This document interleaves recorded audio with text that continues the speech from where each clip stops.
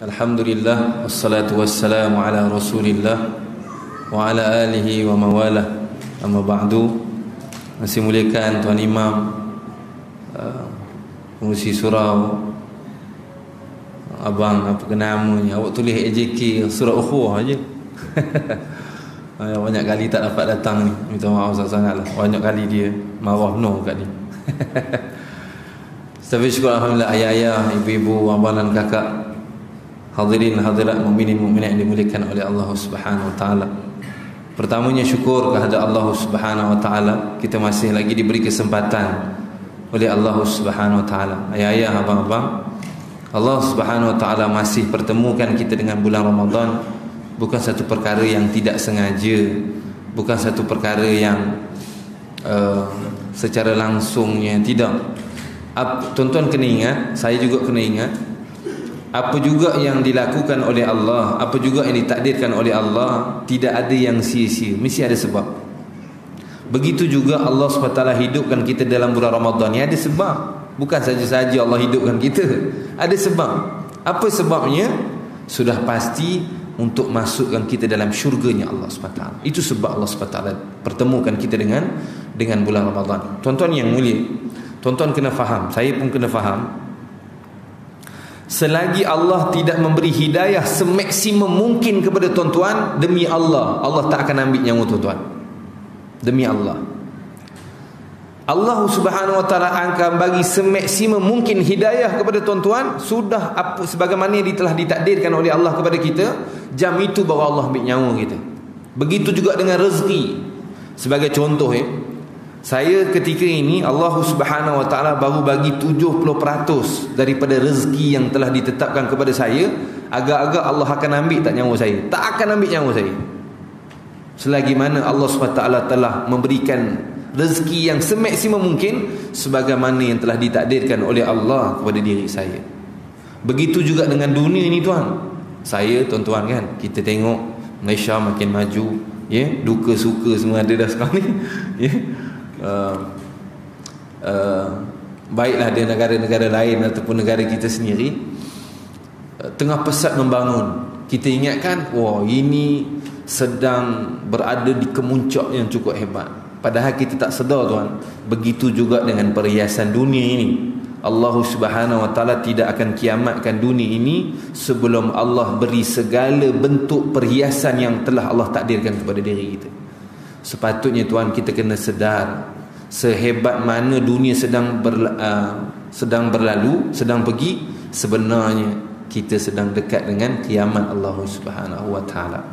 Sebab itu, tuan-tuan dimuliakan oleh Allah SWT, ibu-ibu, ayah-ayah yang saya sangat hormati, pertama kita kena banyak-banyak syukur kepada Allah Subhanahu wa taala, dan selawat dan salam kepada kekasih yang sangat kita rindui, baginda Nabi sallallahu alaihi wasallam. Malam ini awak tak bawa jam, awak pukul 10, ha. Kita anggur-anggur pukul 10.20, ya, 20 minit. Boleh lah, ya. Woi, 10.30 boleh, insya-Allah. Insya-Allah, tuan-tuan mulai rasa kita tengok sikit-sikit lah. Ibu-ibu, ayah-ayah, bukan saya nak ngajar tuan-tuan, cuma kita nak kongsi sedikit sebagaimana yang mungkin ada daripada Al-Quran, juga hadis-hadis Nabi. Pertama, tuan-tuan dimuliakan oleh Allah SWT, kita nak sama-sama kita melalui Ramadan ini, melalui di awal 5 Ramadan pada malam ini, kita nak, masa kita berada ni, mudah-mudahan kita dapat lalui Ramadan ataupun ibadah puasa, ya, janganlah kita lakukan dengan penuh rasa terpaksa, jangan rasa terbeban, jangan rasa Allah ni zalim dan sebagainya. Sebab ibadah Allah tak bagi kita puasa, makan, bergauli isteri dan sebagainya. Sebab itu, kalau kita rasa terbeban, seksa dan sebagainya, maksudnya kita tidak tahu tentang kasih sayang daripada Allah SWT. Tapi kalau kita tahu kenapa Allah suruh kita lapar, kenapa Allah suruh kita dahaga, baru kita akan nampak betapa cintanya Allah kepada diri kita, betapa kasihnya Allah Subhanahu wa taala kepada hamba-hambanya. Tuan-tuan yang mulia, kenapa Allah bagi kita puasa? Kenapa Allah wajibkan kita puasa? Tak makan, tak minum. Tuan-tuan yang mulia, tuan-tuan kena tahu, syurga ni tidak akan dimasuki olehnya oleh benda-benda yang tidak suci. Tak ada. Syurga ni tidak akan dimasuki benda-benda yang tidak suci. tak akan masuk. Tuan-tuan, sebagai contoh, kita ni, sifat manusia ni adalah pentingkan diri. So ini sifat yang tidak suci. So selagi mana sifat itu ada dalam diri saya dan tuan-tuan, kita tidak akan dapat menjejakkan kaki kita dalam syurganya Allah Subhanahu Wa Taala. Allah suruh kita lapar, Allah suruh kita dahaga, supaya sifat penting diri ini keluar daripada diri kita. Akhirnya bila keluar, kita akan dapat masuk syurganya Allah Subhanahu Wa Taala. Sebab itu tuan, kalau kita tahu, kita akan nampak betapa cintanya Allah kepada kita. Bukan Allah nak susahkan kita. Sebagai contoh, macam saudara kita tadi daripada Aleppo dan sebagainya. Dulu pun kita pernah cerita dekat sini. Anak-anak kita di Syria sana, dulu saya pernah sebut dekat sini sekali. Mereka, makanan mereka adalah kotak-kotak yang direbus dengan air ni, dia orang makan. Sahabat-sahabat kita pergi, aku bawa pergi.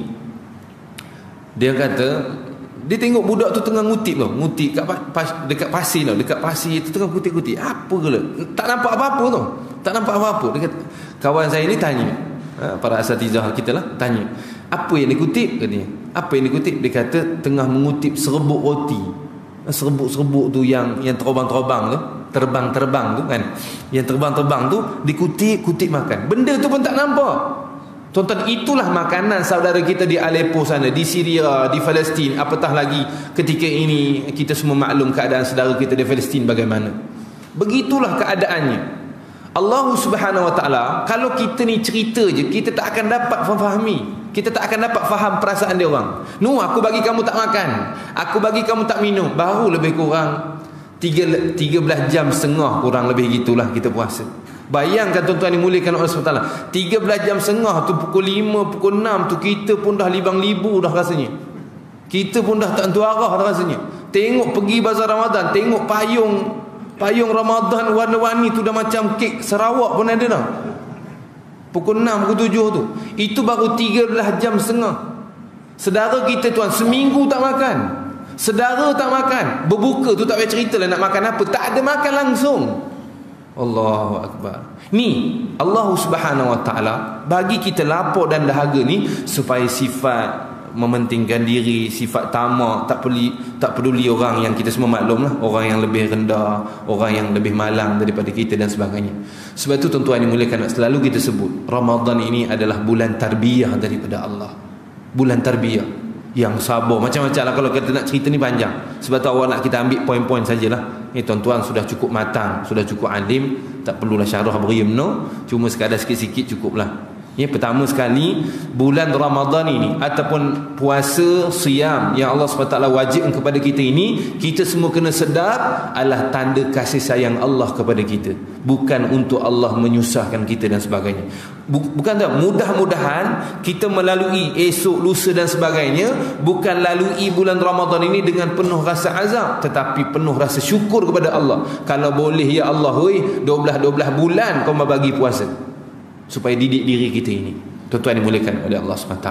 Petah ketahui, pertama sekali, bulan Ramadan ini adalah bulan tarbiyah, bulan kasih sayang daripada Allah Subhanahu Wa Taala. Yang kedua, tuan-tuan dimuliakan oleh Allah Subhanahu Wa Taala, kalau kita tengok apa yang diharamkan oleh Allah Subhanahu Wa Taala ketika puasa, bukan benda yang haram, benda yang halal. Makan halal ke haram? Halal. Minum halal, menggauli isteri halal, bukan haram. Tetapi kenapa diharamkan oleh Allah? Kita kena fikir benda tu. Maksudnya tuan-tuan yang mulia, Allah Subhanahu Wa Taala nak mengajak kita untuk alert terhadap satu benda yang namanya nafsu.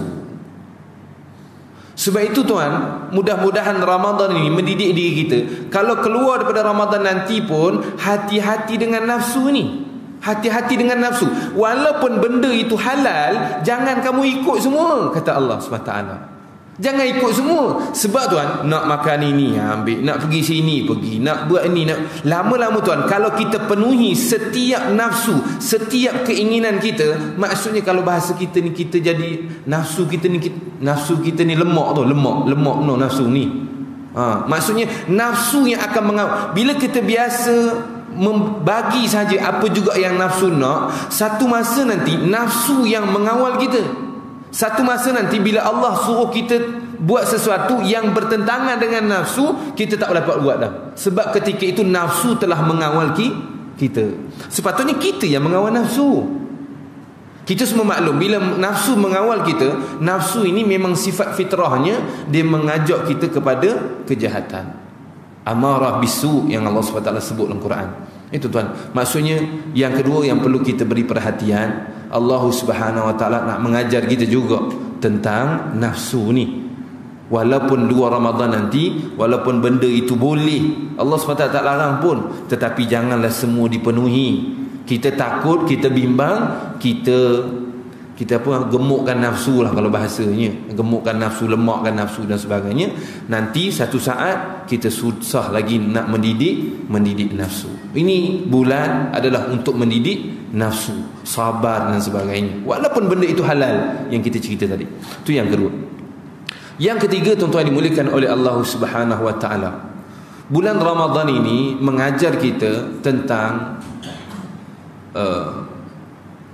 makan minum ni. Kalau kita tak makan, bayangkan 13 jam setengah kita tak makan, dekat, kalau kita masuk neraka tuan, tak payah neraka, kita pergi kubur je, kubur. Kalau kita masuk kubur payah benar. Kita bila masuk kubur, kita makan ke minum tuan? Kita tak makan, kita tak minum tuan. Mana rupa tu?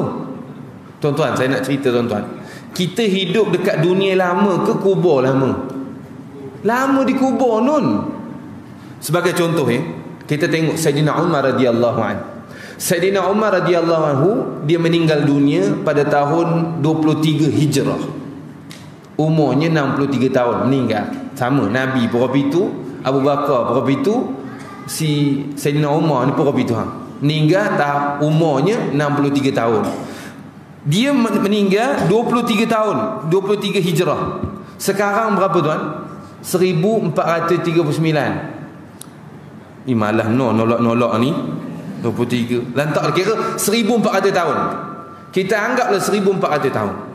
Bayangkan tuan-tuan yang mulia, Sayyidina Umar hidup 63 tahun je, tapi dia telah berada di kubur sekarang ni sampai saat ini selama 1400 lebih.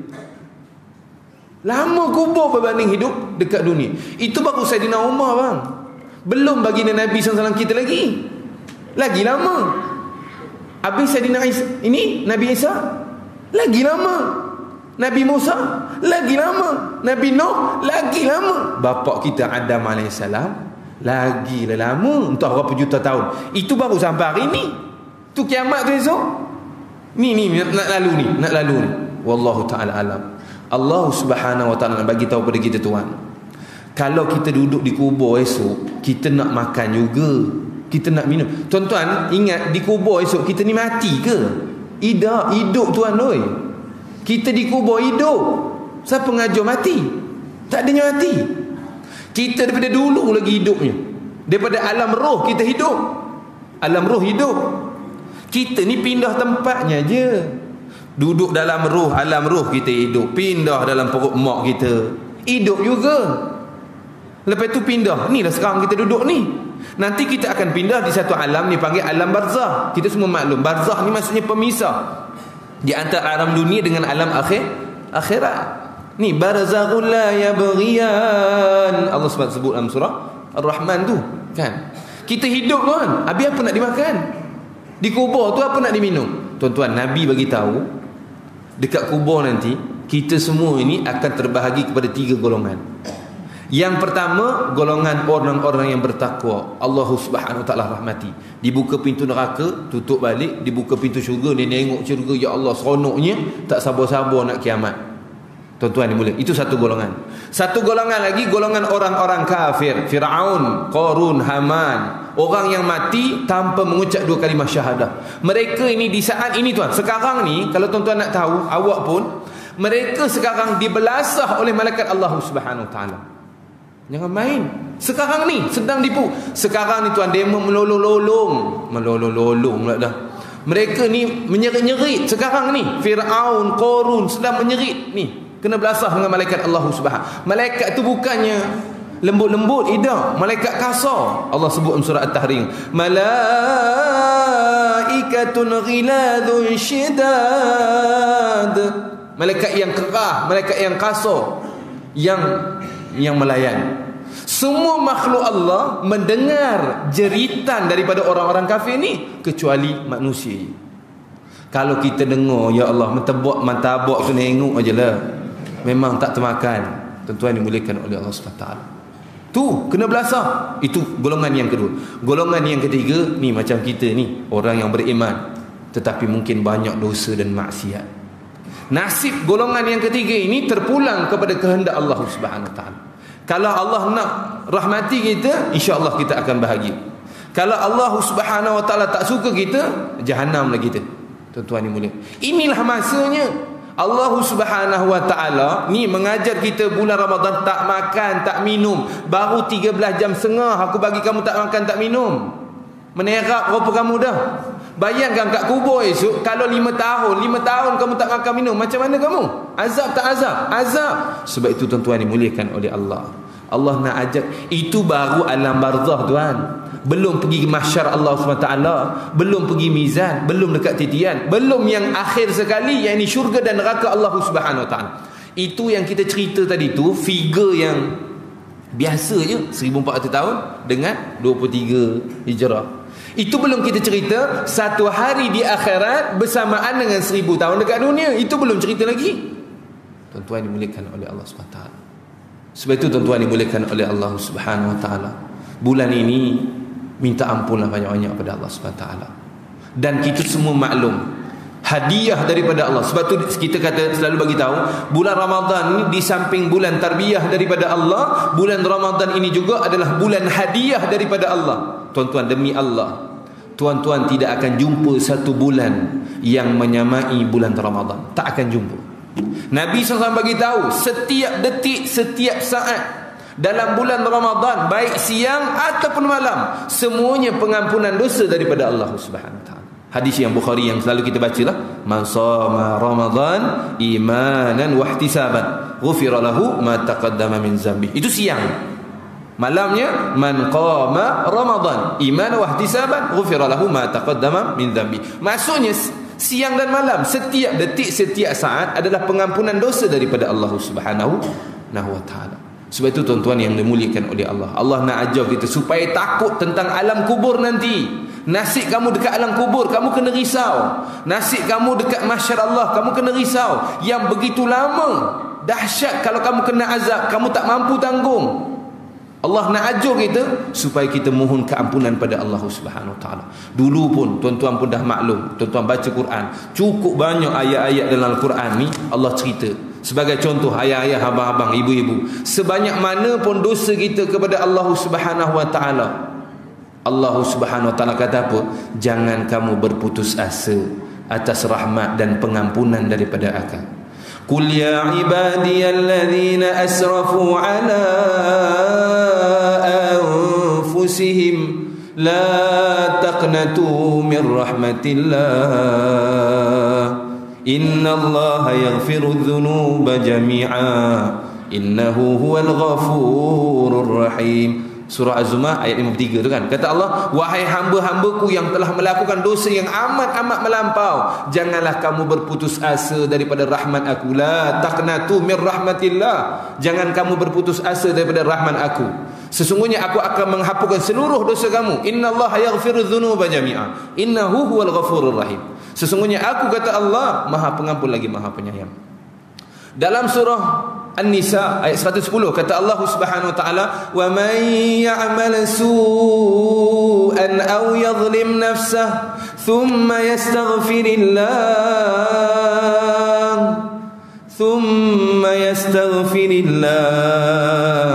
yajidillaha ghafurar rahima. Ini khabar gembira daripada Allah. Apa kata Allah?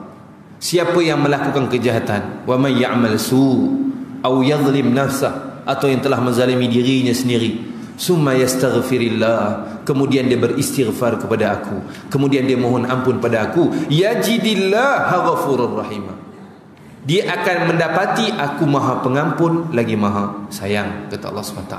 Tuan-tuan, kalaulah hati benak kita ini bertanya dalam hati kita, nak tak Allah SWT nak terima taubat aku, nak tak Allah terima taubat aku? Tuan-tuan, jawapannya Allah nak terima taubat daripada tuan-tuan. Dalam surah An-Nisa Allah kata apa dalam ayat ni? Allah kata wallahu yurid, kata Allah. Aku nak, kata Allah. Apa yang Allah nak dalam ayat ni? Allah cerita wallahu yuridu an yatuba alaikum. Aku nak taubat daripada kamu, kata Allah Subhanahu wa taala. Wahai hamba-hambaku, aku nak taubat daripada kamu. Wa yuridul ladzina yattabi'una asy-syahawat an tamilu mailan 'azima. Ila ayat lah banyak lagi. Tuan-tuan nak bagi tahu tuan-tuan dimuliakan oleh Allah Subhanahu wa taala. Pertama, kita garis pendekkan. Pertama, tuan-tuan, saya juga, kita kena ingat, mudah-mudahan kita lalui bulan Ramadan selepas ini dengan penuh rasa syukur, dengan penuh rasa lapang dada, dengan penuh rasa terima kasih kepada Allah kerana kita sudah mengetahui bahawasanya lapar dan sebagainya Allah SWT anugerahkan kepada kita ini adalah tanda kasih sayang daripada Allah Subhanahu Wa Taala, sebab Allah nak masukkan kita dalam syurganya Allah Subhanahu Wa Taala. Sehingga kan tuan-tuan, demi Allah, tuan-tuan nanti dekat akhirat, kalau kita ini orang yang baik, ikut segala hidayah yang Allah SWT bagi tahu pada kita, tuan-tuan akan berseri-seri muka dekat akhirat nanti. Sebab tu Nabi kata apa tuan? Dua kegembiraan bagi orang yang berpuasa, kan? Pertama, waktu dia berbuka puasa. Memang betul tuan. Tadi tuan, kalau kita semua maklum, setitik air yang baru kena dekat tekak kita, ya Allah. Baru makan tu, ya Allah. Tuan-tuan dimuliakan Allah Taala. Memang ini benar kata Nabi SAW. Dua kegembiraan bagi orang yang puasa. Pertama, waktu dia buka puasa. Yang kedua, dekat akhirat nanti, di saat dia dapat melihat zat Allah Subhanahu Wa Taala. Tuan-tuan yang mulia, kalau kita semua tahu dalam peristiwa Al-Isra' wal Mi'raj, Nabi Muhammad sallallahu alaihi wasallam dapat melihat zat Allah Subhanahu Wa Taala live. Nabi sallallahu alaihi wasallam. Tuan-tuan jangan bimbang, kita pun akan dapat melihat zatnya Allah Subhanahu Wa Taala sebagaimana Nabi sallallahu alaihi wasallam. Cuma bezanya Nabi ni tengok waktu Nabi hidup, kita ni kena mati dululah. Kita kena mati dulu baru dapat berjumpa dengan Allah. Kata Allah dalam surah Al-Qiyamah, wujuhu yawma idzin nadhirah ila rabbiha nazirah. Kata Allah SWT, berseri-seri muka orang beriman hari itu, kata Allah SWT, hari akhirat. Berseri-seri muka orang beriman hari itu, kata Allah. Kenapa muka orang beriman itu hari itu berseri-seri? Ila rabbiha nazirah. Dia dapat melihat zat Allah Subhanahu wa taala. Tuan-tuan dimuliakan oleh Allah SWT. Itu yang pertama. Yang kedua, kita semua maklum bulan ini juga adalah bulan hadiah daripada Allah. Hadiah ni luah lah, dalam bentuk pengampunan, kita semua cerita. Dan juga bulan ini hadiah daripada Allah, segala bentuk amal soleh kita tak akan kita jumpa tuan. Tak akan kita jumpa gandaan yang sebegini hebat. Yang tak ada bulan Syaban kalah, bulan haram Rejab apa semua tu kalah semuanya. Yang kita maklum sunat jadi wajib, wajib jadi 70, pahala 10 sampai 700 maksimum, bahkan lebih pada 700. Siapa yang bagi makan buka puasa ni, kalau awak tadi ni bagi makan puasa tuan-tuan makan apa yang saya sponsor lah sebagai contoh kan. Tuan-tuan makan, katalah ada 100 orang ni, pahala tuan-tuan hari tu, tuan-tuan kan ada yang baca Quran, ada yang bersedekah, ada yang khoja baik-baik, ada yang jaga orang rumahnya baik-baik, orang rumahnya sakit ke, suaminya sakit dan sebagainya. Banyak pahala tuan-tuan buat tu. Tuan-tuan makan makanan yang saya sponsor, semua pahala tuan-tuan hari tu yang baca Quran, semua awak dapat. Bukan seorang ni, semua 100-100 ni, pahala 100 orang, semua awak dapat, tanpa mengurangi pahala orang tersebut. Ya, letak korang. Kalau korang seorang tak makan, maksudnya kan? Kalau korang seorang tak nak makan, ya, tanpa kurang, kata Nabi SAW. Maksudnya tuan, hadiah ini luah lah, baik dari segi pengampunan daripada Allah dan juga pesta ibadah daripada Allah Subhanahu. Memang tak akan jumpa lah. Baca Quran satu huruf luar Ramadan, satu huruf minimum 10 pahala. Dalam bulan Ramadan minimum satu huruf 100 pahala. Mana cari? Awak tadi tengok kita baca tadi kan, awak rasa, tapi jangan berkira-kira pula. Mentang-mentang kita cakap opini, esok dia Bismillahirrahmanirrahim, Yasin, Allahu Akbar, banyak dah tu 200. Janganlah berlaku itu. Tuan-tuan, banyakkan amal soleh kita. Itu bulan seterusnya. Dan yang dah 25 dah weh. 5 minit lagi. 5 minit dah kata setengah jam tadi. 5 minit lagi. Boleh tuan InsyaAllah. Seterusnya tuan-tuan yang dimuliakan Allah Subhanahu, banyak lagi lah baca Quran dan sebagainya. Saya tak nak sentuh. Cuma sikit dah tentang Al-Quran. Saya harap saya tak nak syarah panjang-panjang. Cuma saya nak mengajak diri saya dan tuan-tuan, marilah sama-sama kita baiki hubungan kita dengan Al-Quran. Saya rasa sekadar itulah kita cerita tentang baiki hubungan dengan Al-Quran. Tak kisahlah apa juga peringkat tuan-tuan. Dan saya nak ingatkan juga adat ataupun suasana. Tuan-tuan kalau tadarus, satu saja, tolong jangan matlamatnya khatam. Jangan bermatlamatkan khatam. Sebab saya tengok bila matlamat khatam, dia bawa banyak masalah. Sebagai contoh, bila kita baca tadarus dan sebagainya, kawan kita negur, ni tak boleh ni huruf isti'la, kalau boleh tebahkan sikit. Jangan tegur, lambat khatam hang. Tu masalah tu. Ini masalah. Bukan awak larang khatam, tuan-tuan jangan salah faham, jahanam pula awak orang. Bukan awak larang khatam dan sebagainya, tetapi tujuan tadarus. Apa maksud tadarus? Belajar, bukan khatam. Tadarus maksudnya belajar. Itu tujuan asalnya. Itu satu lagi masalah yang kita tengok, kawan-kawan kita yang tak pandai baca, dia tak nak join lah. Sebab apa? Dia takut menjadi beban kepada kawan dia. Ini salah. Sepatutnya memang tadarus ni untuk orang yang tak pandai baca Quran. Sebagai contoh tuan, katalah saya, grup saya ni, orang terror ni, kita baca sampailah 30 juzuk habis. Tuan-tuan grup terror juga, tapi tuan-tuan raikan 3 orang yang tak pandai, merangkak-rangkak sikit baca. Jangan merangkak seorang menerap semua lah. Maksudnya yang tak apa nak pandai baca ni. Okey, saya dapat pahala baca Quran, tapi tuan-tuan walaupun sampai Ramadan 20 juzuk dia dapat, tapi tuan-tuan bukan dapat pahala baca Quran saja, tuan-tuan juga dapat pahala menyantuni sahabat-sahabat. Sebab tu tuan, saya harap sangat-sangat betulkan baliklah kita punya ni tadarus ni. Sebab memang tadarus ni dia ada tadarus, dia ada tilawah, dia ada qiraah, dia lain-lain makna. Kalau qiraah itu baca saja tanpa perlu faham, itu disebut qiraah. Kalau disebut tilawah, tilawah tu maksud baca dan faham. Perkataannya asalnya utlu. Dia panjang kalau nak cerita orang, lirik-lirik belakang. Tadarus ni maksudnya belajar. Tuan-tuan yang boleh faham. Saya rasa pasal Al-Quran ni, saya harapkan, saya pesan untuk diri saya dan tuan-tuan, marilah sama-sama lah kita baiki hubungan kita dengan Al-Quran. Tuan-tuan yakinlah, bila kita Allah SWT anugerahkan perasaan kita dengan Al-Quran, tuan, cukup bahagia. Cukup bahagia. Mudah-mudahanlah kita doa sama-sama, mudah-mudahan Allah SWT anugerahkan kepada saya dan tuan-tuan rasa cinta kepada Al-Quran. Dan yang terakhir, tuan-tuan dimuliakan oleh Allah SWT, saya nak ingatkan juga dalam bulan Ramadan ni ada ayat puasa tu, dia ada sedikit cerita tentang suami dan isteri. Kita nak mention sikit dalam 3 minit ini. Kata Allah Subhanahu Wa Taala, uhilla lakum, ayat 187 tu kan, uhilla lakum lailatul siyam rafasu ila nikasaikum hunna libasul lakum wa antum libasul lahun. Allah kata apa? Isteri kita ni adalah pakaian buat kita, dan kita pun pakaian buat isteri. Tuan-tuan, kenapa dalam tengah-tengah ayat puasa ni Allah mentionkan tentang suami isteri? Bahkan Allah menggunakan perkataan pakaian. Tuan-tuan, apa fungsi pakaian? Fungsi pakaian apa? Satu, untuk menutup aib. Fungsi pakaian ni kita ni untuk menutup aib. Tuan-tuan ni cantik, indah ni pasal ada baju ni. Kalau tak ada, ya Allah minta ampun. Mengelebih sini, sopak sini, kurap sini, macam-macam ragam ada. Kita ni ada pakaian nampak cantik. Sebab itu Allah umpamakan isteri kepada suami hendaklah pakaian, suami kepada isteri hendaklah pakaian. Tanggungjawab kita suami kepada isteri, baik isteri kepada suami, pertama adalah menutup aib suami, menutup aib isteri, bukan tugas membuka aib pasangan. Faham tak? Itu kata Allah SWT supaya pakaian.